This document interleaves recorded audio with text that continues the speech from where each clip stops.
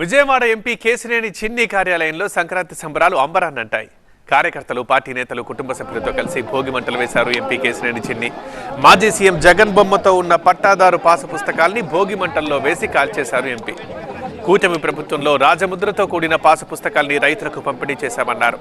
కూటమి పాలనలో రాష్ట్రంలో రైతులు సుభిక్షంగా, సంతోషంగా ఉన్నారని చెప్పారు చిన్ని.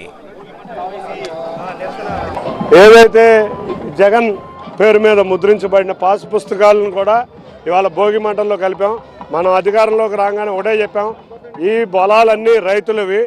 రైతులకు సంబంధించిన పొలాల్లో మనం తన పేరు మీద తన ఫోటోతో పాసు పుస్తకం ఇచ్చి తన పొలాల్లాగా మొత్తం రాష్ట్రం అంతా ఆక్రమించుకుందామని చూశారు.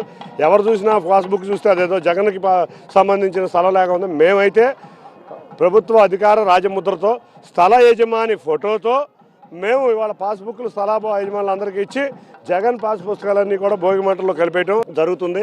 కాబట్టి రైతులందరూ కూడా చాలా ఆనందంగా ఉన్నారు.